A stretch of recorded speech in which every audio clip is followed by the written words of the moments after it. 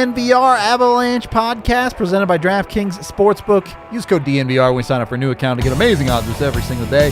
Rudo, Jesse, AJ coming at you live as the Avs keep it rolling. They defeat the Kings 4-1 in the end. Don't look at the scoreboard and expect it to be a great game from the Avs, but they won in what was a second game of a back-to-back against a rested team. I think it was their fifth game in 7 days, their seventh game in 11 days, something like that. Yeah, Yep. Seventh game in 11 days, their third back-to-back. So, yeah, no, this was I mean, the play on the ice wasn't great. I don't think anyone's going to argue that the Avs brought anywhere near their best game tonight, but They played like garbage and then got up 3-1. Right. And we're like, hey, let's win this Let's thing. just lock it down. And this was the type of game that a lot of people have been saying they want to see. Darcy Kuemper played really, really well. Yep. And the Avs, Yeah. the Avs got bailed out a little bit. But again, like we were talking about pregame, they still just have those guys that, I mean, this has become the best team in the NHL at taking advantage of other teams' mistakes. You cannot make a mistake against this team. And that's where hockey's won and lost, right? It's all about battles, and it's all about the war of attrition. Who makes the mistakes? Avs had 2 goals on 8 shots at one point in this period, in this hockey game. So look, like the Arizona Coyotes are where they've won a handful of games just living like that every night. Yep. yeah, and it's you can just go back a handful of games now since they came back from the Christmas COVID pause break, where you can see that they've done that. They've either gotten themselves back in games, they put themselves over the top, or whatever, just by taking advantage of mistakes, and they do a real good job of using that as momentum. We even see it tonight. They kill off the penalty, spring Abe Kubel, a horrible penalty, by the way. Spring him out of the box. And, so dumb. And, you lose track of the scoreboard, or, you lose track of the clock a little bit. If you're LA, suddenly Abe Kubel's out of the box and he's gone. And it's just, I mean, that's it. If you're LA, if you're any team right now, you can't make a mistake. Yep. They punish you very, very hard. And look, I don't think anyone's gonna take a look at the Avs' performance in this and go, wow, their skill really shone through, but they made it count when they needed to at the end of the game. So I actually think the individual skill was the one thing that did kind of show through was, hey, when you have any amount of opportunity, they capitalized on it. And literally 1 for 1 on the power play tonight. Yeah. Yep. Yeah. Literally 1 for 1.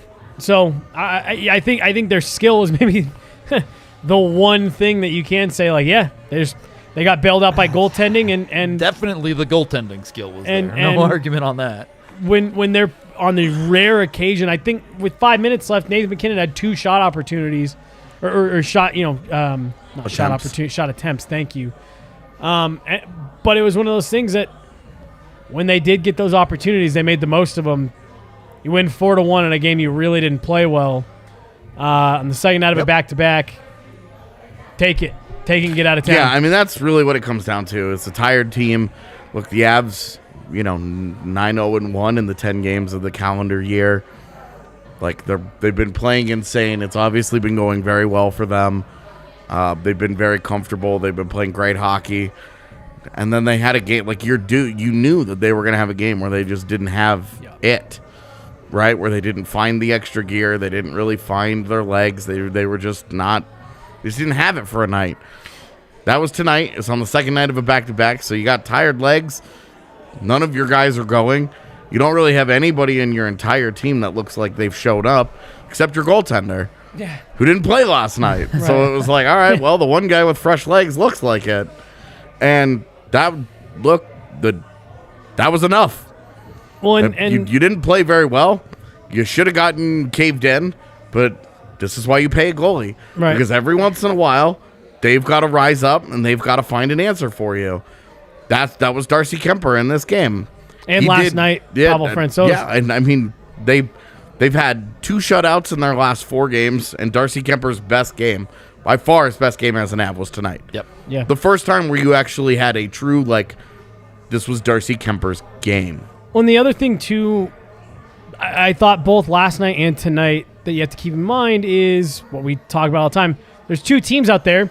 LA and Anaheim both played really good games. They executed really well on game plans. Outside of finishing, I don't know what you ask the team to do better if you're LA. Yeah. No, seriously. Their power play is really, Horrible, yeah, really, fucking really, horrible. really bad. And you ask him to maybe kill the one penalty they had to. I guess. But to your point, yeah, you're up 28-8 in shots at one point. How is it that you essentially lose a special teams battle 2-0 when you had a 5-1 advantage in power plays? Yeah. They scored one. Their goal was on the power play, so they. Yeah. Oh, so 2-1. Yeah. Sorry, my bad. 2-1. Yeah. Because No. I'm counting that breakaway goal. Yeah, as, it's essentially. yeah, as like a sort of a shorthanded-ish type goal. Yeah, but you're getting everybody's best effort every night right now. Every team wants to knock you off, especially all these teams like Anaheim, like LA. Who was it that they play? Oh, Minnesota, that they're wanting to prove, hey, we belong in that conversation. Yeah. And so you're getting great efforts from everybody, and right now they're finding just enough throughout the lineup that. And this was the encouraging part too, because you look at their schedule, and you said this was the toughest stretch. Yep. Minnesota, and then the back-to-back California, doing the SoCal swing, easily the toughest stretch that they have this month. Because after this, they go Montreal. They have Chicago, then Boston, then I think Chicago and Buffalo and Arizona. Yep. Where you're just like, all right, well, you just rampaging through bad teams at that point. Right. Yeah, But yeah. this is, they're at the point now where they should be, separating. We talked about how they would use this as their opportunity to kind of take liftoff and sort of put the Central Division away, if you will. Like, okay, hey, now they're in first place. Now they're building it up. And that's where they are. I haven't looked at the standings after the game, but they had a 4-point lead before, so it won't be anything less than that. So they got a 4-point lead on Nashville, still after tonight with 4 games in hand still, and they're now 6 points ahead of St. Louis with a game in hand. Forget the games in hand. These teams win every night. Look at the scoreboard and go, we didn't make any ground on this hockey team. I was thinking about that. Nashville's like, hey, big win for us. We finally are starting to find it again. Right. I think the Avs are 21-3-2 since that first 10-game stretch. 5 losses in their last 25 games. All those teams we talked about how after that first 10-game stretch, Minnesota, Nashville had really put some distance between themselves and the Avs, and the Avs are really going to have to play at a high rate to make up that ground. If you are those teams, Minnesota's fallen off a little bit, but Nashville has played really well. And not only every night when you look at the scoreboard have the Avs been gaining on you every single night, but now that they caught you, you're looking at it every night, and it's like, holy shit, we've beat them twice, and we still can't make up any ground. All of these teams, you look at St. Louis, you look at Nashville and Minnesota, they're all having a 7-2-1. And 8-1-1 and losing ground. It's not good enough. And losing ground. The Avs were 9-0-1 in their last 10 games coming into tonight. And now they're still 9-0-1. And now they're 9-0-1 in their last 10 games. Right. And it's just like it.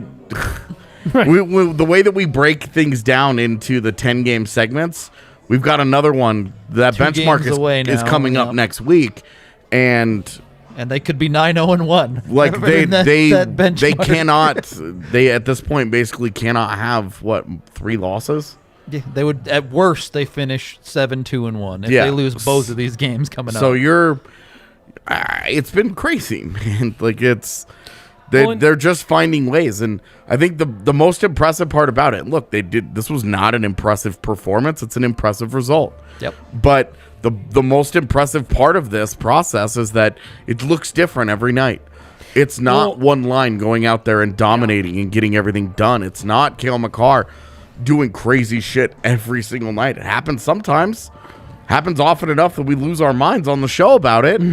But there are nights where things just don't work that way, and they're still winning. Other person that, not to play too much to my brand, but hasn't been talked about enough is Jared Bednar has done a phenomenal job coaching this team over the last few weeks. Compact schedule, having to win games in different ways, and he's finding... You know what's most impressive part about the PK, to further your point that you're making, is that they're not practicing. Right. The PK has gotten better, and they're not working on it because they're bailing on practice. Because they're exhausted. Because they're too tired. Yeah. And he's just... You think they're going to practice tomorrow after the back-to-back and flying back home? Right. Hell no. Right. He's just done a great job of making in-game adjustments. Those lines have kind of been all over the place. He's done a good job these last couple back-to-backs of utilizing guys like Kiefer Sherwood and Curtis McDermott late in games without putting his team in a bad place. He's done a great job adjusting as needed. And last night especially, I thought was a really well-coached game from both sides, honestly. And the Avs came out on the other side of it, but on the better side of it. But when you're going through a stretch like this and on nights where you just don't have it, you have to rely on your structure. You have to rely on guys being bought in. And I thought they've done a great job of that. And you have to give credit to not just Jared Bednar, but that entire coaching staff. Tonight was the best example that we've had of winning the game that you're in, not the one you want to be in. Yeah. You're going to go through, if you're going to go through a 7-game series, you're going to go through 4 rounds of the postseason. You've got to find out how to win games when you're not at your best. You're just going to have days where you just don't have it. You're not 100%. It's a long season and a long postseason. You're going to have it's called games the second season for a reason. Right. You're going to have games where you have to find ways to scratch them out. Yeah. And it was nice to see Kuemper get that side of it too, where I think this is maybe the first one you can say he stole it. The score ends up 4-1. He totally steals. He stole a hockey game for sure. We'll talk about Kuemper a little bit more later, but I did want to say it's been a few weeks since you've seen someone asking to fire Bednar on Twitter. I'm just saying. Yeah. Just saying they're doing okay right now. All right. Let's start from the front end. The Avs get the power play goal in the first period. It ends up being a redirection, really, from Mikko. Mm-hmm. Allie nailed it on the DraftKings game breakdown. She had Mikko as first goal scorer. So did Yahir. There you go. There you go. Boy, Get your money. I don't think anyone's going to tell you the first line played a great hockey game tonight. I think this is the worst game that they've played in years. And they scored a goal. Years. So, could be worse. We'll leave it that way. Especially when you go back and you look at how they played at even strength, they didn't do anything. They didn't generate anything. They weren't scary. Yep. They didn't do anything. Nothing happened. For a lot of the game, they were getting pretty caved, to be honest. They got run until the very, very, very end. Yep. I thought they struggled the last 2 nights. They looked really sluggish last night for me as well. Yeah, and there were chances last night. Last night was a funny game because it was like, it's not a great game, but when you got down into the numbers at the end of it, outside of shots on goal, the Avs had the advantage in everything. It didn't feel anywhere near as bad as this one. Well, yeah, and last night only felt bad because it was relative to the Avs kicking the holy shit out of so many teams right. on so many different nights that we've seen in this 30-game stretch.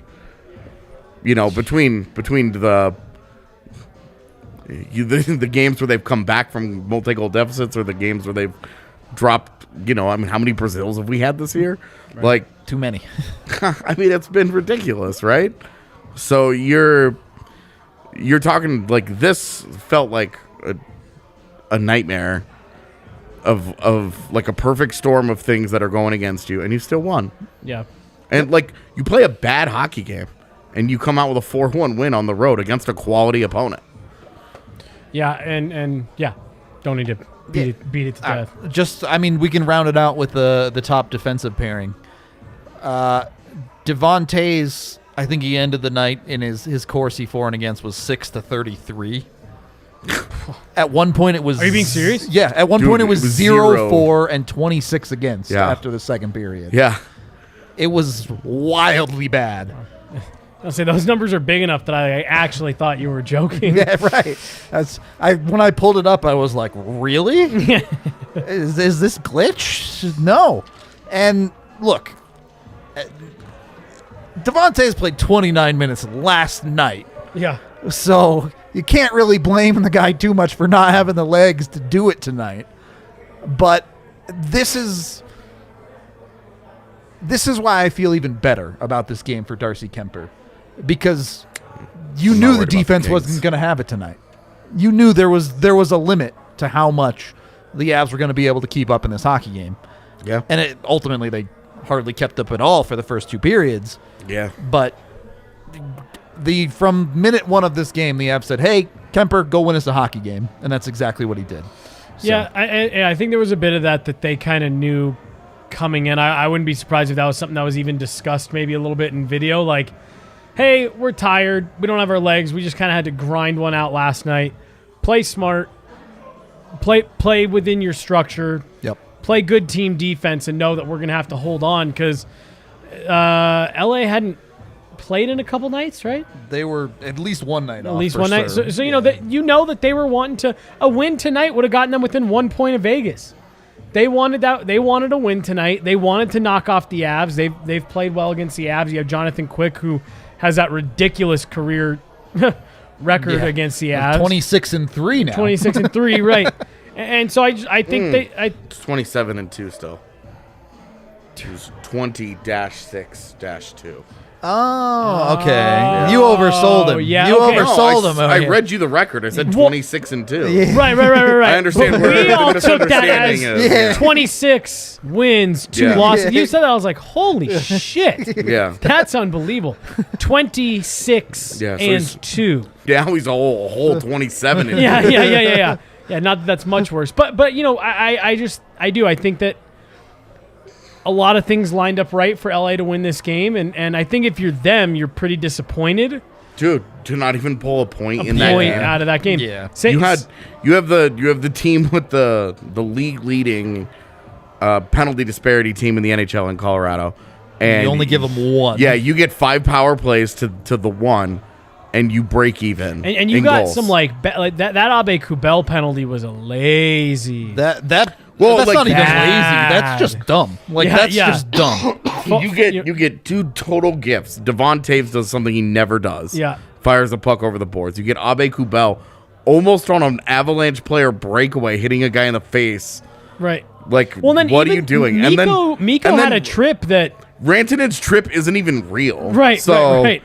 like, you get 3. you get like gifts, like free, like the Avs do 2 really dumb things, and then you get a made up one because you're losing. Yep. Like Right. if that game is tied or if the Kings are winning, that's not a penalty. Yep. There's no way. Miko? Yeah. Oh, yeah. There's no way. I don't even know if That that's a penalty if it's a 1-goal game. It's like, not. I mean, in honestly. reality, it's not actually a penalty. Yeah, from that. Yeah. He didn't do anything illegal. I He think didn't he do gave anything him a little illegal. hold on the hip. No. He Well, did. then you call a see, hold. you I see agree. more. I agree with that. I you agree with you that. see more contact at a 9th grade homecoming dance than what Miko you did. saw more that was nothing. You saw more contact 5 minutes before when the Kings mugged literally every forward on the Avs. Yeah, in the who same was it? shift. What was it that Landeskog got out into the Yeah. open and got tackled, and it was just like, okay. The Miko one looked to me like a whack on the shins, and then a stride and a half later, a guy toe picked. Yeah, And- well, he loses his balance, and Miko's stick is flat on the ice with his other hand already doing this. And the guy falls down, and the referee's like, well, I'm a fucking moron, so. that top line was bad, but I think you touched on it a minute ago. That was a great play to open the game. That's that stuff where they played like shit and they can still make all world plays in the blink of an eye. Exactly right. If you're looking for an all-world beer, Breckenridge Brewery got you covered. Good one. 8 different kinds on tap. I got the Breck Brew Avalanche right here. Look, you watch an Avalanche game, you drink an Avalanche. It just makes sense, all right? Simple math right there. You can find a bunch of other flavors at your local liquor store, too. Use the Breck Beer Locator online to find them, and you'll be good to go with whatever beer you need. You can also go over to DraftKings Sportsbook and use code DNVR when you sign up for a new account. Who's your boy's lock to win in the divisional round in the NFL? Oh fuck! I just can't bring myself to bet against Tom Brady. Pretty tough to bet against the Bucks. I think that's fair. I don't feel good about a California team traveling to Green Bay. In the cold up there, yeah. definitely. So 2 good answers there. Take the Bucks, take the Packers. Get yourself with a new account. The one game that I'm absolutely not taking any stance on whatsoever is Buffalo, Kansas City. I have no idea. Yeah, that's going to be a fun one. There is absolutely no outcome that would surprise me. Close game, either team wins, either team blows the other out. All on the table. Yeah. Nothing surprises me. Anything is possible in that matchup. All right. So maybe don't bet on that one, but take a lock like the Bucks or the Packers. Bet $5 on it with your new account. You can win $280 in free bets with DraftKings Sportsbook, which you then can go bet on whatever you want, whether it be hockey or table tennis or Olympics or whatever. It's $280 to mess with. Brought to you by DraftKings Sportsbook. Must be 21 or older. Take the over on. Oh, I'm so sorry. No, go. Take the over on ping pong every time. Yeah, it pays surprisingly often. The betting strategies out here, all right? We're getting in deep. Dude, my favorite is the read the body language of the darts I guys. love it. It works so well, It too. does, dude. All right, must be 21 or older. Colorado only. Other terms, restrictions, and conditions apply. See DraftKings.com/sportsbook for details. Of course, if you have a gambling problem, call 1-800-522-4700. I do have to tell people, Hannah is just off screen over here. She's getting ready to leave. She so always is. I guess you won't get to see her today, but shoot, just missed her. We see nobody over here. Yeah, I don't know what he's talking about. But Yeah. Anyway, second period of the DNVR Avalanche podcast presented by DraftKings Sportsbook. So, let's get into the second period of this hockey game. The Avs, I mean, let's not beat around the bush. Yes, they're exhausted, but it was not a good period of hockey by any I mean, they stretch didn't of do the anything good in the first imagination. two periods. Right. They got a power play and they cashed. That's good work. Yep. They got lucky, and Kiefer Sherwood Found a puck on the The craziest yeah. thing to me is that when you watch Kiefer Sherwood in the AHL, he beats goaltenders regularly. Like, he's got a good quality shot, and then he would get to the NHL, and you're just like, Where'd it go? what's up here? Like, what's happening? And then the goal he scores is nonsense.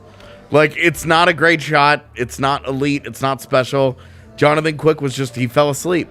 As did all of them. All of the ESPN's cameramen also fell asleep for that goal. They showed 3 angles, and none of them showed the puck going in. It's the worst camera work I've ever seen. That rafter cam that they were doing, I haven't seen them from do the that corner? before. Yeah. Yeah. I liked it. I liked it on special teams. I liked it 'cause on the penalty kill. You really got a feel for what was open and how they move. And Yeah. I was like, this feels like all 22 tape that they break down in the NFL. So where you can really see what's The going whole on. field, And yeah. you really get like a the seats X's and O perspective of it. the seats that I've had at Ball Arena in the years since I've been away from DNVR are they're on club level, and that is the one thing that everybody says that would come sit in our seats is, wow, I love that you can watch the play develop from here. It's just at just the right height. I love watching the game. Oh, yeah. My Like favorite that. seats have always been in the corner, right Yep. on that angle right there. It's Yep. always been because you can really see the game develop in a way that when you're at the side profile, it goes like this. So Right. you miss all that action All the and then north-south. reverse it, you know? Yeah. So, but Get 3D action. I liked it. There I you liked it on special teams because also we were talking about the Avs penalty kill before, and it. I tried to pay attention to it in this game, and it looks like they're trying to run a 1-2-1 in the zone. But again, I can't figure out who's supposed to pressure loose pucks on the wall. Depends. Who's supposed to be standing in front of the net? It depends. Yeah. It's so vanilla, man. This is the most and you know what? It's worked for them. Like they got back to basics So- and we're like, hey, we're not going to keep giving you guys free shit. I Do think something. part of this is with their old system, it was very clear who the intelligent penalty killers were versus the non. And I think they've gone back to a very vanilla system, but they've taken the smart players and said, hey, if you see something, Right. make your read and go for it. Well, and that's the other thing too that again we touched on it, and then they go, I guess 4 for 5 in this game. But I really like the personnel choices they're making right now on the PK. You've seen a shift to that across the NHL where you are playing more skill guys that not necessarily that they're a threat on the offensive side of the puck, but They're just there's a little something to be said about guys with puck skill. With puck skill, Guess what? right. They still have it in the defensive zone. Right. They could still make the little bank pass off of a guy and get around him, or they can still pull it back and do the little subtle things that they do on the offensive end to create space. They can do on the defensive end to create space and clear a puck. Surprisingly, It's always blown my mind that you put plugs out there and are like, okay, well, it's just go lay in front of a puck and that's it. And it's like, what? It's always been weird that the fourth line guys, anytime you hear about a guy that comes in on like a league minimum deal, that's a great guy they can use on the penalty kill. And it's like, why? Yeah, unless you're really good at, like, a Logan O'Connor's really good at it. He has a talent for it. Yeah, Right, a guy like, you look in, like, Arizona, a guy like Johan Larsson. Yep. Career fourth liner, also really good at a penalty kill. Edward Belmar. That's how you make a career if you're a guy like that. But you have to be good at that stuff. That's not saying the Avs should put this guy in the PK, to be clear, but at 5-on-5 tonight, you saw Andrei Burakovsky multiple times do exactly that in the defensive zone, where he makes He a was play one of with the the only puck, forwards who was doing anything. Right. and they get out of the zone because he beat a guy. Yeah. It's pretty much that simple. So I would be way more open-minded on stuff like that because, like, your defensemen, you still want physicality because they're battling in front of the net more than anything else.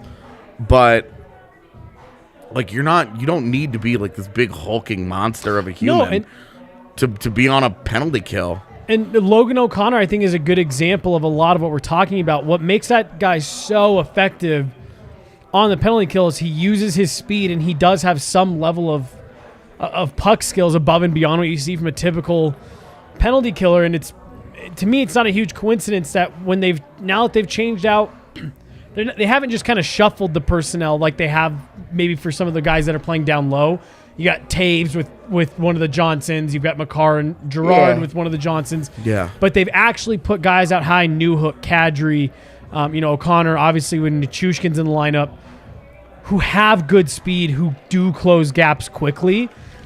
And it's just not a crazy coincidence that when you make the change to putting guys like that out high, you're finding more success than you had before just because you've got guys that are, not that Tyson Jost is incompetent. Sure. But that are more competent with the puck and are, have a little bit more ability if need be, they can make a high skill play. Right. Like, whereas the other guy, you're just like, when Jack Johnson gets the puck, you're like, all right, well, there's a very limited range of options here.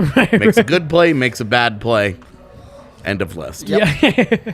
Like, there's not a lot of possibilities. there's there, no right? fancy stuff that's going to come through. Right. and- Like, and sometimes that hurts you because guys will try and get cute. Look at Landeskog clearing the puck right to Matt Zuccarello on the 6-on-5 EJ has the other done that night. his entire career Like- where he second guesses a clear. tries to make one extra move or extra something. move. Well, and dude, look at the icing. He had one icing tonight where they broke it out of the zone, and instead of him hitting the guy on the wall, he sees whoever it was coming through the middle, tries to hit that guy, just misses him, just misses him, and it turns into an icing, and you're just like, for what? There wasn't going to be an odd man rush. It wasn't going to be a scoring chance. It was just going to be a zone entry that was going to be contested. You had that, and you passed it up for an icing. Yeah. And it's No one likes mayo on their burrito but me, Kayla. Sorry. Yeah. No, we actually did talk about it before the pregame show. yeah. What's your bad food take? Yeah, that's right. We were speculating last night that it was going to be something like cheese is bad. cheese? Jesus fuck! I love cheese. Yeah, I mean, welcome to humanity. Give me a couple minutes to think we'll on let you this. 'Cause think on it. I'm positive I've got one. 'Cause mine was that I don't like chocolate. Ooh, interesting. Yeah. And while there are a lot of people out there like me, it's still not a particularly great Yeah, food I was gonna take. say because it's something I don't like chocolate, but if you offered me candy, chocolate's almost always gonna be my last pick. Yeah. I like it, but I I prefer it in certain forms. Like, Yeah, I'll take it, like, give it to me in, like, a brownie. ooh yeah. But I can't have two brownies. I can just have the one. See, because you after know- that, I'm like, Chocolate cake with white icing is Oh, no. maybe my favorite chocolate cake is combination. a hard no Yeah, for me. I'm out. Yeah. I'm out on chocolate cake for Wow. sure. Yeah, it's just not my thing, man. Yeah, give me a minute. I'll think. Yeah, I'll think of we'll one let that you I- think that- on that one. In the meantime, Oh, I've got one. oh well, then go. I don't like sushi. I hate sushi. I don't do raw. Okay. I think that's fairly common. I never had yeah. sushi until it was a few years ago. Whatever the Christmas Eve was, where the Broncos and the Raiders played, and they were in Oakland, and the Broncos just got waxed. Yeah. And my buddy James and I went. We were in Vegas for the Christmas that year, just for fun, and we ate something like $800 worth of sushi. That's the first time I'd ever had it, and I basically just tried as much as my body could handle that night, and I've been a big fan ever since. See, it really helps to have the Okinawa right here across there. the street, Yeah. See, which isn't like world class, but it's really good for reasonably priced. We have sushi. a sushi restaurant on the bottom floor of our apartment, and it's a problem. Yeah, dude, that would be an issue for me too. I'm a big texture guy. Oh, I am too. So it has to be the raw certain. fish There are just certain doesn't- things, and I have to eat sushi in a certain way to worry because I worry about the texture. thing. Yeah. So I have a couple things that I'm just. When you're put on the spot, like I can normally sit here and list off probably takes on food that people would hate, but now that I'm on the spot, I can't fucking How think it of happens. anything. Off the show, you'll be like, "Oh, I love this food." We'll be like, There's lots "What?" of there's lots of like individual things, but it's like there's it seems like everybody has like their one like what the fuck kind of take. Yeah. You're saying one, but I have like 12. Yeah, so well, you're it's a fine. freak of nature. Yeah. Your barbecue is bad take is the one that blows Yeah, my mind. that's not even a bad take. That's almost an unbelievable But take. it's so funny though, but because every time I'm like, okay, let's put terms on it. He's like, steak dinner. And I'm like, okay, I actually ordered from Hassel Cattle. I'm excited. great. There you go.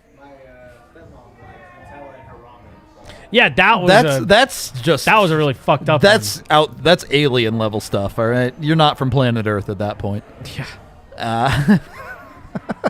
Anyway, getting back into this hockey game, the Avs do give up one in the second period. Look, I don't even really have that much of a problem with the way the Avs PK played on it. It's just you take bad penalties, you get burned sometimes. I don't have an issue with it. It's going to happen. You do just want to see them clean up that play in front of the net. Again, that goal is not really a problem, but just way too much recently from the one guys wide open in front of the the net. one nitpick I have there is you do want to see Jack Johnson be a little bit stronger net front there, right? He has a chance to clear that puck, doesn't really get much on it, and Tie all up of a a sudden stick, it's in the back of your net. Yeah, 4 high danger chances on 5 power plays. that's quality penalty killing right there. It's not too bad at all. Yeah. No, but I think ultimately you feel good about it. Really, for me, like, there's not much else to say about this game. I think there's the one big thing that we haven't quite hit on yet with our king of the game. That we'll see in a couple minutes into, but there's just not a ton else to say about this game. So let's do it. Let's just get into it. Get it. Fire away. We're all very excited for our day off tomorrow, so let's just get to this. Yep. Kemperer shirts, by the way, they're out there. If you haven't bought one yet, those numbers would be a good reason to buy one. 40 saves, only gives up the 1 goal tonight on a night where they needed all of them. They needed all of the saves from Kuemper that they got. And, it's funny. When goalies are at their best, it doesn't feel like they're making a lot of spectacular 100%. saves, right? Yeah, it's because they're tracking the puck. That's what got Carey Price that We were title. talking about Frankie. Yep. So I want to get into that. But that was what got Carey Price that crown of, the best goaltender in the league, best goaltender in the world for several years. He plays, he's the anti-Cam Ward. He's almost never on a highlight reel because he's just in great position. And he makes saves that are in control. And that's been Carey Price's whole thing. Pavel Francouz, I think, is absolutely cut from that cloth. This isn't a Pavel Francouz segment, but he's someone that I think is worth talking about soon. But tonight was exactly... Last night, the question was, how long until we have this conversation about Frankie? And it's like, well, I said if he keeps playing like that for 2 weeks, but if Darcy Kuemper keeps playing like that, He's going to hold the answer job. is just Yeah. never. Right. And there's nothing that Frankie can do to unseat Darcy Kuemper. If Darcy Kuemper plays... The conversation to that level. that I think you start having is if these two kind of start doing this, I wouldn't be surprised to see Joe Sakic slide a contract in front of Pavel Francouz before the end of the season and be like, hey, 1B at worst next year. But he might try and run it back. Another 2x2. Where he doesn't miss 75% of it. And if you're Francouz, why would you say no to that? Because there's a team like the Edmonton that'll Oilers give you a that's out starter there. job like a crazy person. Yeah, knowing that you could always swing back to Colorado and be like, hey, is that still available? But if you're getting that offer to say, hey, we want you to at worst be our 1B on this team, it's an interesting conversation to start having. But Darcy Kuemper, this was the game that, when you gave up what you gave up for him, these were the types of outings that you said we know he's capable of. You need him. Yeah. Not even the funny thing is when you're behind a team as good as Colorado, you never get chances to have these kinds of games. And so you've got to adjust to something different. Not only so, I agree that you need him, but I think we get caught up a little bit in we're not even at the halfway point. Yeah. And he's played well. He has not played at Vezina caliber. You haven't needed him to necessarily. He's been solid. He's been really solid. He's been fine. Outside of a couple games that have really kind of dragged his numbers down, he's been league average. Yeah, outside of the bad nights, he's had great nights. But I mean, like the Senators game where he only got to play 25 minutes and he gave up a couple goals in there. I bring this up a lot, but if you look Which one? The equipment one. Which one? He got lit up, man. If you look at Kuemper we're nearly to the halfway point of the season. If you look at Kemper's second quarter of the season, yes, there are some bad games in there, but in general, I think he's trended up behind the Avs. And that's kind of where I'm going is you're not even at the halfway point. He's done everything you've needed him to, and now you've seen a game, maybe 2.5, where you say, that's the guy. Really good performance. And that's just what you need to see between now and the end of the season. He doesn't need to do it every night, but you need to see that he's got that ability and that when he gets dialed into a game, he can steal those for you, because the hope is that you don't need him to steal every game in the playoffs, but you know that you're going to need him to steal a couple. Yeah. And he needs to show that ability. And tonight, I thought... not even steal. Just keep you in game. Give you a chance to win every game. You get into the game 5 against Vegas, where Marc-Andre Fleury gives up the 2 and then just locks it down. Yep. You just can't give up that third goal, right? You just can't give up that third goal. Game 6, you get one save, and the Avs probably win. If he could track a puck out of a corner at all, Phil Grubauer would probably still be here. Right.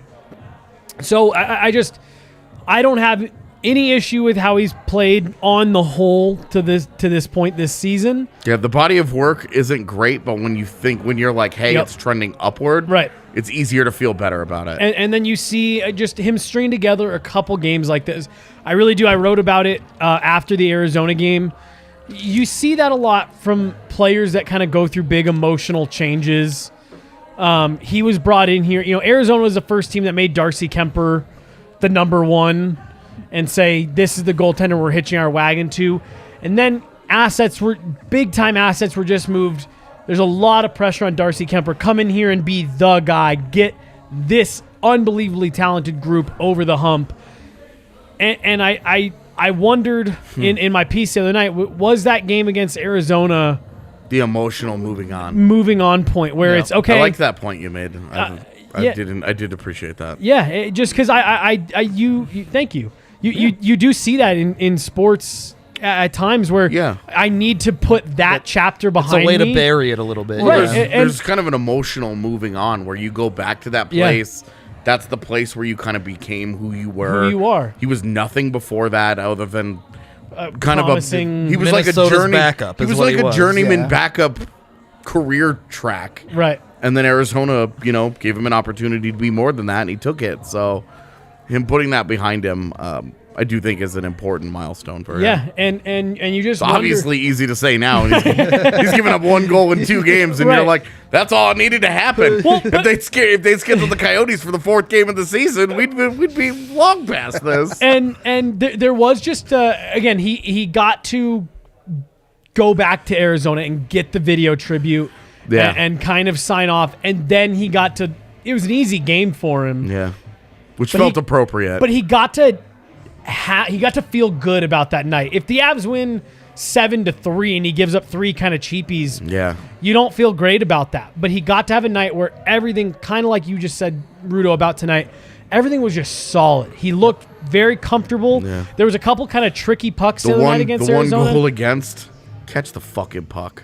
Right. But other than that. Yeah, the one bounced out of his glove, but he's now strung together 2 games where he feels really good. He's gotten to have that big emotional game where he spent a lot of time with people from Arizona the night they were in Denver. And then he said he was going out to dinner with them the night after the Arizona game. Can't be that many guys left that he knows. They've had such crazy turnover. He was talking to a lot of coaching staff. There you go. A lot of coaching staff, a lot of trainers. But so that's all behind you now, and now you get to focus on being the Avs' #1 goaltender. And having Francouz playing the way he is also has to take a little bit of weight off of Kuemper saying, I don't need to do this every night. I've got a guy that I can lean on. It's got to feel a little bit different when Kemper's in net and he looks over to the bench and he's looking at Francouz instead of Justus Annunen. Right. Jonas Johansson. Yeah. Right. Knowing I have to play well because, I obviously Darcy Kuemper would never say this. This is an interesting balancing act emotionally because you can't get too comfortable because that guy's capable of taking your job. Right. So you have to stay competitive. You got to be on your game. Otherwise, Frankie will take starts. But also, like, it is nice knowing that if you let in the first goal of the game, it's not done. Right. Your night isn't over. You have a team in front of you that can bounce back. Yep. And if you let in a second or third goal, the night still may not be over because we've seen it from this club that they can climb their way back into a game and they pull you and they put Frankie in. Okay. And it's not a disaster. Yeah, and it's not like I'm it. Like the path to victory starts with me. He's like 4th or 5th on the list. Well, and we talked about this same kind of talk track a lot with Varlamov when he was here, that Varley could sometimes fall victim to giving up a couple, but you could tell when Varley flipped that switch to, cool, no more going in. He got mad. I'm going to give you guys a chance to get back in it. And these high-skill teams, they've done it over the years.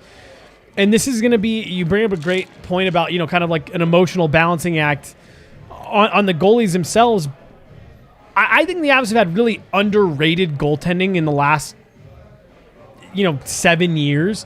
I think they've had really quietly good tandems. It's been, outside of 16-17, it's been fine. Yeah. Well, when you're starting Jeremy Smith, I mean, come on. Yeah, I mean, when Calvin Pickard and Jeremy Smith are your guys that you're going to war with. But even didn't that season start, though, as Varley Bernier?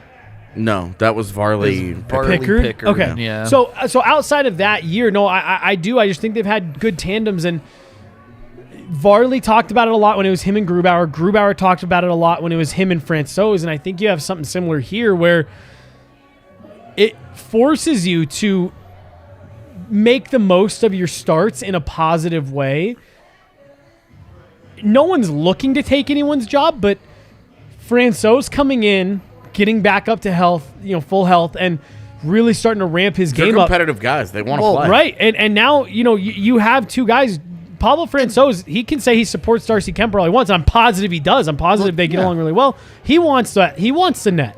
Of course. He's also got a career here. He also wants to play, but he's also a guy that's in the free agent market again. And I think if these guys really start rolling like this, you have 2 guys who are going to be pushing each other, saying, trying to either hold on to that or trying to take it. Your best case is that you get what happened with Grubauer and Varley, where a guy clearly takes it, and then the other guy takes a positive back seat, but gives you good play down the stretch. Part of the thing we haven't touched on for the Avs goaltenders over the last 5 years, UC Parkala. 100%. We saw when the Avs went to Seattle, and he saw Grubauer clearly loves the guy. Right. And the goalies. Yeah. They love the European DJ. Yeah. So he's got a new set of guys. Frankie's been around, but a new guy in Kuemper that he's working with. And again, you're settling in with a new team. You're settling in with a new coach. It's hard not to feel like things are starting to click for him in Kuemper's case. Who was it? One of the 2 of you, we were talking, I think it was all the way back at training camp. So, I mean, you come a long way. But one of you pointed out to me that there was something that UC Parkala was trying to get Darcy Kuemper to do. And if you notice, Pavel Francouz does it really well. It's how they move laterally when they're still on their feet. He likes them to take kind of like this little hop. Yeah. So it's not as much of a push as it is the like a side couple step of kind of steps. thing. It is. He actually you step. You step. It's almost like it's kind of like a line dance where you have a rhythm. Yeah. To how you do it. And if you watch Francouz, even in that shootout the other night, he doesn't slide out and glide back. It's literally small steps in each direction. And Kuemper was really struggling with it early on. And I think there's a level of that too, that he's being pushed outside of his comfort zone by UC Parkla to play in a way that is shown effective over several different iterations of the Avs goaltending now under UC Parkla. And maybe you're starting to just see him get a little bit more comfortable in conjunction with a lot of this other stuff that we've talked about with Kuemper. But I think the Avs have I need a box at this point. have a really nice, and again, to your point, this is easy to say after one goal in 3 games or whatever it is, but all about that trend. It looks like you got a couple guys who are trending up. If they can stay healthy, I think they're going to push each other, and you could end up with a really nice goaltending situation for the Avs. It's easy to feel that way this week, you know? For sure. So. And I think it is just, this is what we've not expected, but we've said this is possible for this tandem. And it's just nice to see it for the first time. The reality is that the Avalanche haven't had a comfortable 1-2 in 2 years. Yeah. Because of last year, it felt like every time the starter wasn't in, it was like, oh, Jesus God, what's about to happen? Right. And then this year, you had a guy coming off a long-term injury and a guy coming into a new team, which is always the big adjustment period. Not like what's happened with Freddie Anderson in Carolina is ultra rare. It's not a common thing. Right. So now you're starting to see, we said, hey, 20, 30 games. Starting to see where did Kuemper's upward trend really start? Right around game 20. Yeah. And here we are. Like you're starting to feel like it's moving in the right direction. Yep. The tandem as a whole moving in the right direction. Yep. Again, easy to say. They've had 2 shutouts in a week.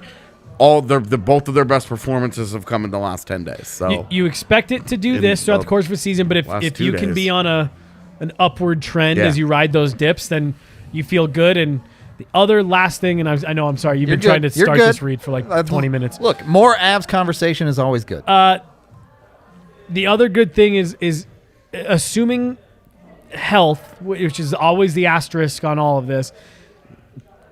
You feel a lot better about having 2 goaltenders. You can kind of spread that workload, especially if you do start putting distance between yourself and the rest of the division, so that you can have a fresh Darcy Kuemper heading into the playoffs. And that'll be a different balancing act of keeping him fresh. But keeping him in rhythm. Right, 100%. But it's just, after this week, you can start to feel good that, hey, maybe some of this goaltending writing on the wall we've seen is playing out. All right. So if you're trying to trend in an upward direction when it comes to getting high, Lightshade, they've got you covered. Head on over to Lightshade. You can get your orders in online for pickup at one of their 11 locations here in Colorado. Use code DNVR to get 25% off your purchase, and to check out Ripple. Ripple is a fast-acting dissolvable. It's clinically proven to hit 2 times faster than the leading gummy. So if you need that quick THC CBD, they got you covered with Ripple. It should start absorbing within 10 minutes. So it's seriously, drop one right in the beer. It's great. That simple. Just jump on it. Get yourself some Ripple Quick Sticks. They're the most convenient way to get that fastest THC. You can literally just pour it on your tongue. You're good to go. Get it right into your system. So jump on it. Check out Ripple today at Lightshade, Colorado's premium dispensary with now 11 locations in the Denver metro and Aurora area. So go check it out if you're in Denver, and use code DNVR when you purchase. And then hit up Green Mountain Dental Group to make sure you're taking care of your teeth. They've been in the business for a very long time. The best family dentist in the Denver metro area, just 15 minutes from downtown over in Lakewood. Everybody's who switched said they do a great job. And when you get a cleaning, x-ray, and exam, you get a free Sonicare toothbrush to take care of your teeth at home. By the way, I was pleasantly surprised by the turnout at the bar tonight. Yeah, it was great. It was nice. I sat down there, had some family come down, watch the game, and it was a nice little crowd we had down there. My mom loves it when people are into the game and are cheering at the bar and stuff, and So she was all about it tonight. I think there was a lot of probably more groaning than cheering from Yeah. from the bar tonight, given the way it the was Avs like a lot of played, like, but- this doesn't look great. Hey, they scored! Yeah. But yeah, we appreciate y'all. And look, I know it doesn't hold a candle to our Euro fans, but sometimes it's hard to get at people out here at 8 p.m. on a Thursday night. Like, Yeah, definitely. people showing out. It's so. so funny that you're like, oh, if I lived in X place, I would do this shit all the time. Right. And then you live in a place and like you don't do any of that stuff. Yep. The Vegas one is always the good one for me. Like when you talk to people that live out in Vegas, I hate never the go to strip. the I strip. never go They to the never strip. go. I know. hate it. Uh, That's oh yeah, that's Yeah. So there's every Uber driver. Yeah, yeah. I had a buddy. I'm only down here to make money. Otherwise, I hate this place. I had a buddy that I worked with out here, and then he transferred out to Vegas, and we were out there once, and I met him for a drink, and I was like, "So, dude, are you just down here all the time?" He goes, "I think this is the second time I've been to the strip since I moved here." Like, and he's like, "Well, do you go out downtown every weekend?" And at the time, I was like 22, so I was like, "Yeah." He's like, oh well, I guess different, but. I just always envisioned it that if I lived in Vegas, I'd go there for like dinner and date nights and stuff, but Totally. apparently not. If you live there, that is apparently not the fucking place to go. I'm feeling left out now. We got to do a full-on DNVR Vegas trip at some point. Bro, I know you two have gone. You don't even but- have to tell me. I'm there. Have you noticed every time we've talked about this beat needing to travel to Vegas, I'm like, I'll do it. I'll do it. If I was not so, like, you would never go to Vegas. Oh, I know. Give it I another would- couple years. Yeah. I would pull rank on you in every single I Vegas know. trip that is not the NHL awards. That's when we bank up the savings and be like, all right, we're sending the whole beat to Vegas for this Well, one. you hear ask me for the All-Star game. He's like, is it just you or is it everyone going? I was like, it's just me, but that would be fun. Like, Yeah. now that you've said that. I And don't it's know. just, I think DNVR abs, like the three of us, and Yeah. Blaze and Evan and Megan and Yakir. We're one step away from the hangover at this point. I mean, I think that would be like for just like 2 nights, right? For Like, sure, yeah. Go out, like fly out there and cover a game 7 of and the then playoff series, have some fun, yeah. well, and had like do the show live from out there, and I was then going to say, yeah. however it goes leads to massive amounts of drinking and ridiculousness. Yeah, dude, and then we got to get back the next day. Yeah. That flight home is brutal. My- but- None of us are talking to each other on the flight home. We're just like, I love Vegas. I go Yeah, dude. anytime I get, especially I miss it so from much, man. here on most It's so occasions. easy to it's get so there, yeah. cheap. Yeah. It's like And a it's $60 flight. Right, Like, right. Oh, dude, we've done it before. The key, if you have flexibility with your like work schedule, which we do, Funny how that works. right? But if you have flexibility in your work schedule, go to Vegas from like Tuesday to Friday. You literally can get tickets for like $25 round trip, and the Yeah. hotels are $30 a night for a nice resort, nice hotel, Planet Yeah. Hollywood, Cosmo, and And the resort fee isn't nearly as bad when it's only $30 resort bucks. fees Yeah. not anywhere near as bad. The crowds are less, but it's still Vegas, where it's like Yeah. there's shit going on there at night, 7 days a week. Yeah. There's alcohol 24/7, 365. So weekday trips. I think you and I for the NHL awards, that was a weekday trip, and it's just It was a Thursday. Yeah. Or it was a Tuesday. Tuesday. Yeah, Tuesday it was a Tuesday when we went out And still found stuff to do. So dude, Yeah. it was like 4 Locos, and I got a tattoo that night. Yeah, Like, yeah. That was Four Locos on Locos. ice. Four Locos on yeah. ice. AJ can vouch for me. back They're to my nowhere near college as bad. days. Dude, it was. See, but again, we First put time them. I'd done that. We put them in glasses with ice. Oh, Like we looked so like that adults. makes yeah. them high class. Yeah, Okay. we put the tall boy can like back in the fridge. That was a fun night. All right. Let's wind this thing down with our super chats here. They are all from the couple that I've seen him come in. They are all over the board. Yeah, I'm sure. $2 from Chris. Thank you very Holy much lordy. for the Kiefer Sherwood game-winning goal. Good for We him. haven't really mentioned it much, but cool for him. Yeah, I like cool Kiefer Sherwood him. for like no reason at all. He's one of those players. He's just works hard. I'm done. Like I'm kind of just like, yeah. Oh yeah. Here's my take on Love him Sherwood. on the Eagles. What's the difference between actually, him yeah. and Darren Helm? Doesn't seem A like lot there's of much. experience. A lot of NHL goals. But today, right now, Yeah. what's the that's true. difference? Well, Darren Helm had 6 points in 30 games.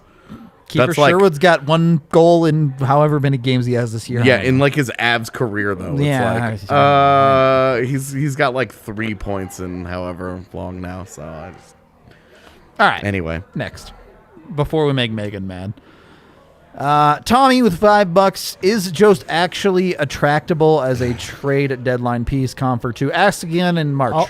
Yeah, like they're different. They have different. Look, they're not going to spearhead a package, but the reality is that if the Avs are going to acquire anybody that has any kind of salary, They have to dump money cap. has to go Yep. back, and you don't just pull money out of your minor leagues and be like, let me load up on $800,000 guys. Well, and the It's other not thing, how you stack that up. the other thing too to remember is we talk about them a lot. Those 2 players on this team, yeah, they haven't really done much for you. There are plenty of teams around the league who could find very useful roles for guys like Tyson Jost and JT Compher. Yeah, exactly. They're No on problem. They're on a top tier Stanley Cup, whatever your adjective is. Yeah. They're very good NHLers. They are solid NHLers that They're proven quantities in the NHL. I don't know if there's any NHL team where they aren't on the roster. Here, yeah, I don't think so. You know what I mean? So here's the thing. At where they are at in their career, I think Tyson Jost is starting to settle into you kind of know what you're going to get out of that You're not guy. selling upside on either of those guys anymore. But with JT Compher, I think you can sell the versatility that he brings Yeah. a little bit Yeah. to a Oh, lot for of sure. teams. They each have different selling points. Each have different pros and cons. I hear that there's this like JT Compher has negative value is a thing that I hear a lot, and it makes me fucking crazy. It's just the dumbest thing. And it's like, are you gonna trade JT Compher for like straight up for anything that you want No, or need? of course No, not, No. But if you wanted to, could you, like, if the Avs were gonna miss the postseason and they wanted to sell him, Get a third or for a something third for or him, fourth yeah. round pick, like they could do that. Now, obviously, they're not in a position where they're like, "Hey, just take NHL Right, players," right. you Yeah, know. no, But it's like they could find homes for those guys if they wanted to. It's just a matter of, is this worth it? Yeah. Right. Their value in a trade at this year's deadline in the Colorado situation will be in moving money out and being able to offer guys who can play bigger roles in those for those teams, not the bit parts that they're playing in Denver. Right. Yep. All right. Next one. Thank you for the $5, Josh. Chris Lee was the guy who just straight up watched Patches punch a Canadian, is the face, and didn't call anything. Not surprised by his calls tonight. I'm over talking about the refs at this point, man. Yeah, I think after the too many men on ice thing, it's like a 2-week break. We'll be angry about something else. Everybody later. knows the score. You just can't keep talking about it. Like, Yeah, Eric Furlat and Chris Lee were the officials tonight. They both suck. yep. I'm good. 5 from William. Thank you very much. How likely that either Draisaitl or McDavid are not Oilers come next season? If the 0. Oilers continue to truly tank. I mean, 0. this would have to be a catastrophically bad, 0. ugly finish for it to be anything above 0, where Ken Holland would have to like publicly drag Connor McDavid. I don't know how you trade. Certainly McDavid. Yeah, at all. Full McDavid. stop. I'll say McDavid is a 0. The only way Draisaitl's not a 0 is if they get Shane Wright. Yeah, but there's That's it. an issue with that team, and Just even if they wanted to, I don't know how you put together a package that is worth it for them to trade him. Like, well, and not even worth it. But I mean, that's no.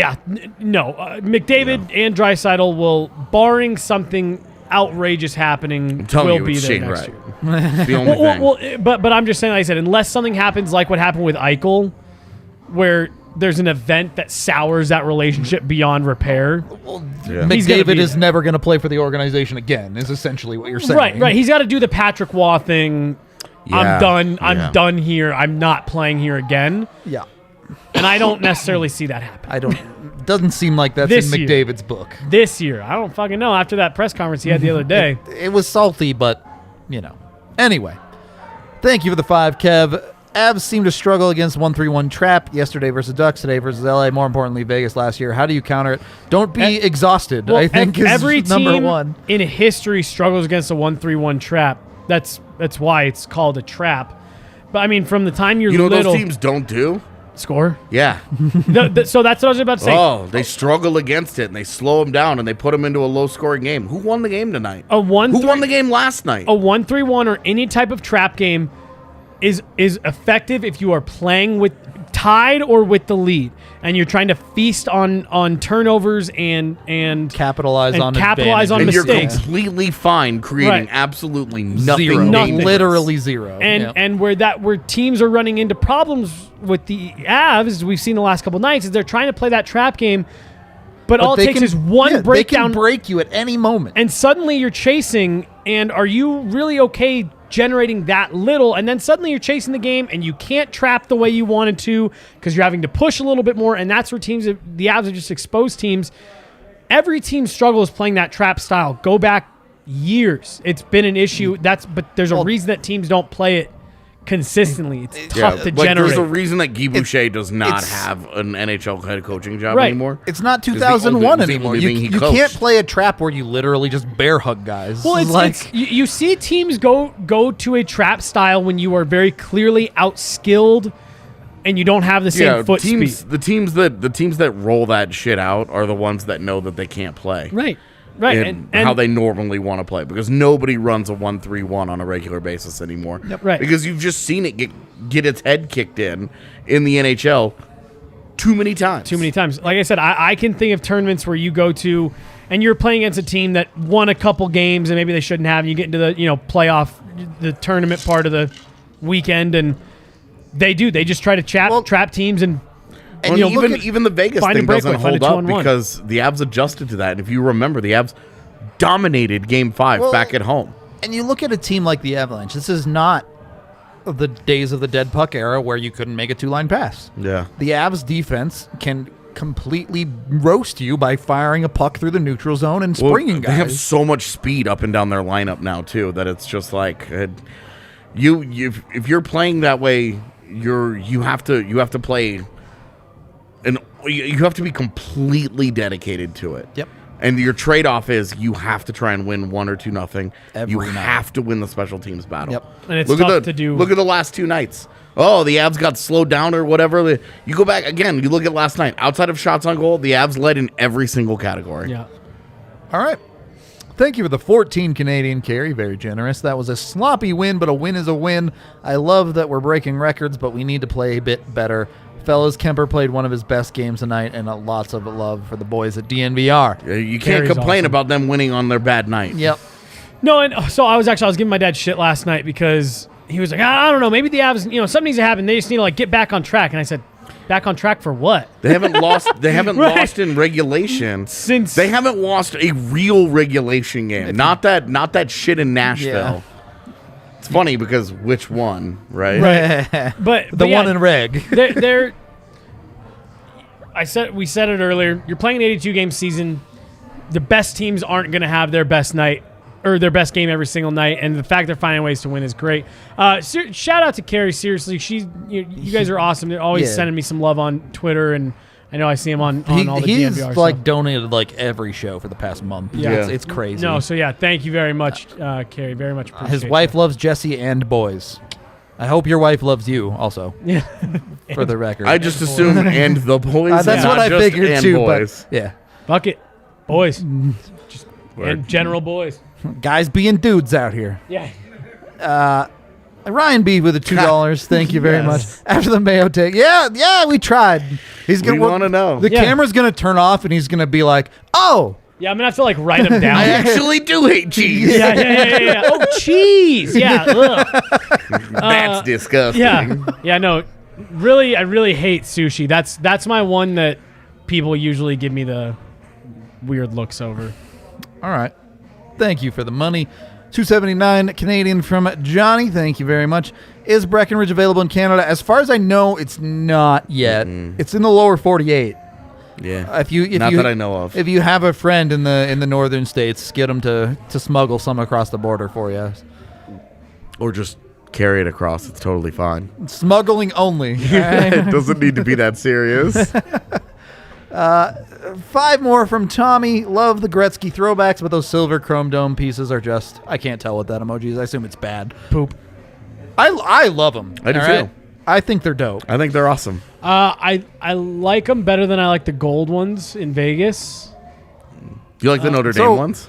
I think the problem with They're the fine. Vegas ones is they're different than their gold on their jerseys. Right. It's two different colors. Well, and they've got theirs also have like the sparklies. in yeah, them, it's the where it's not like this is just chrome, and I think Yeah. it looks so it's tight. pure silver. Yeah. Yeah. And the gold ones, of course, they Vegased it up, right? They made Right. it all sparkly and shit. And Yeah. I'm just like, Yeah, it being a different color from the rest of their jerseys. hurts That's a it. part It of it hurts too. it, That just yeah. like it's not that big of a deal, but it's like- like the Avs numbers. Yeah, exactly. Which, by the it way, just like gnaws at you. did you guys notice that this Blake It is bobblehead blue. Look at has that, blue yeah. numbers? No. Nice Bobblehead. foreshadowing. It also Bobblehead doesn't look new. like Blake. Whoa! Some of these bobbleheads are a little rough. I'm not gonna lie, but anyway, $2 from Nathan. Would you say that this game was mayo on a burrito? Yeah. Y'all think it's bad, but the Avs won. You could 100% make a quality burrito with mayo. Like, it would just have to be like a sandwich, but you put it in a burrito. Yeah, it'd have to be a hot and spicy McChicken just wrapped in a tortilla. right, like in burrito form. Yeah, right? yeah, yeah. You can actually get a tortilla, mayo, bologna, lettuce. All right, that's enough out of you here. And that's actually, You lost me at mayo and bologna. you can definitely do that. Y'all gave me so much shit for this, and now you're all like, "Oh, yeah, mayo on a burrito."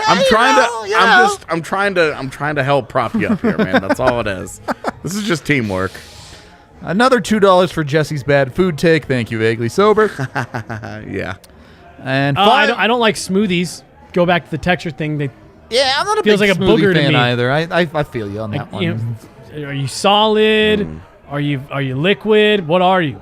I Same- love smoothies. so. Same thing with Jello. with that. I hate Jello. Smoothies Oh, and love cats, Jell-O, too. they're the same. You what? Love Jello too. Just feel like, hey, you Pudding, want a too. Jello shot? Oh, do I want some vodka and a booger? Sure. Why not? 5 more from Tommy.